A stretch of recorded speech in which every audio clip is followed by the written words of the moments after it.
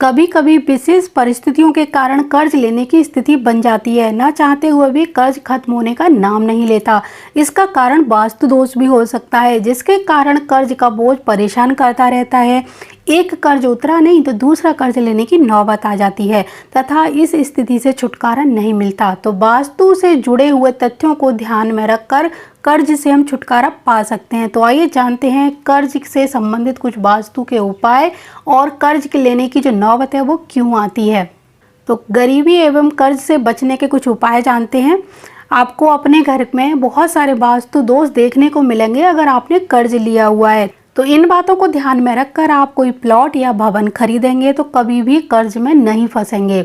दो ऊंचे ऊंचे भवनों से घिरा हुआ कोई घर हो, भारी भवनों के बीच में दबा हुआ कोई भूखंड हो, तो ऐसे भूखंड को खरीदने से बचना चाहिए, क्योंकि यह भविष्य में गरीबी और कर्ज का सूचक होता है। अगर आपने इस प्रकार का कोई घर या प्लॉट ले रखा है और आप बहुत ज़्यादा परेशान हैं तो आपको एक उपाय करना चाहिए।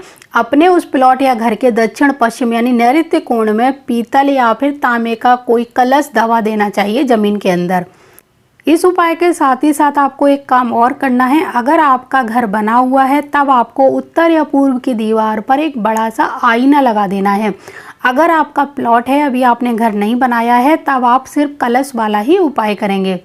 यहाँ पर एक बात और ध्यान रखेंगे, जो आप आईना या दर्पण लगाएंगे उसके फ्रेम के पीछे लाल या मेहरून कलर नहीं होना चाहिए। आप नीला कलर कर सकते हैं। इसके साथ ही साथ इस बात का भी ध्यान रखें कि दर्पण जितना बड़ा होगा आकार में उतना ही अच्छा होगा। गोल या फिर कटा हुआ दर्पण ना लगाएं। आप एक रेक्टेंगल या स्क्वायर शेप में बड़ा सा आईना उत्तर या पूर्वी दीवार पर लगा सकते हैं। अगर आप ऐसा करते हैं तो आपको शीघ्र ही कर्ज से भी मुक्ति के रास्ते मिल जाएंगे और भविष्य में कभी भी गरीबी का सामना नहीं करना पड़ेगा। अगर आपके घर में दक्षिण या पश्चिम की दीवार पर कोई बड़ा आईना लगा हुआ है तो आप उसको तुरंत हटा दीजिए, उसको बंद कर दीजिए, क्योंकि ये आपके लिए हानिकारक साबित हो सकता है। इसकी जगह आप उत्तर पूर्व दिशा में आईना लगा सकते हैं। कर्ज की स्थिति अगर आपकी बनी हुई है तो अपने उत्तर पूर्व दिशा को थोड़ा सा डाउन कर दीजिए और दक्षिण पश्चिम दिशा को थोड़ा सा उठा दीजिए। इससे आपको बहुत ही जल्दी कर्ज मुक्ति के रास्ते मिलना शुरू हो जाएंगे। अगर आपकी दक्षिण पश्चिम दिशा नीची हो, उत्तर पूर्व दिशा ऊंची हो, इसके साथ ही साथ अग्नि कोण से लेकर नैऋत्य कोण तक किसी भी प्रकार का पानी का स्रोत हो, जैसे कि कुआं, बोरवेल, सेप्टिक टैंक, और यहाँ पर नीला रंग हो, तो ये कर्ज की ओर ले जा सकता है।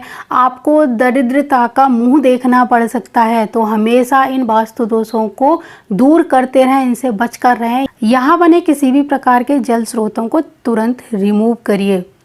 उत्तर दिशा की ओर ढलान जितनी अधिक होगी संपत्ति में उतनी ही वृद्धि होगी। यदि कर्ज से अत्यधिक परेशानी हो तो ढलान ईशान की ओर करा दें और कर्ज से मुक्ति मिल जाएगी। पूर्व तथा उत्तर दिशा में भूल कर भी भारी वस्तु ना रखें, अन्यथा कर्ज लेने की स्थिति आ जाएगी और आपको बहुत बड़ा नुकसान होगा। भवन के मध्य में यानी हमारे घर के ब्रह्म स्थान में आपने अंडरग्राउंड वाटर टैंक कोई बेसमेंट बनवा दिया है तो ये भी आपको कर्ज की स्थिति में ले जा सकता है, गरीबी में धकेल सकता है, अत्यधिक पीड़ादायक आपकी स्थिति पैदा कर सकता है। उत्तर व दक्षिण की दीवार बिल्कुल सीधी बनवानी है। उत्तर की दीवार हल्की नीचे होनी चाहिए और कोई भी कोना कटा हुआ नहीं होना चाहिए। इस प्रकार से आपको इन चीज़ों का भी ध्यान रखना होगा। अगर आपके घर की उत्तर या दक्षिणी दीवार टेढ़ी होगी, झुकी हुई होगी या फिर सीधी नहीं बनी होगी तो आपको बहुत ज़्यादा परेशानी की ओर ले जा सकती है।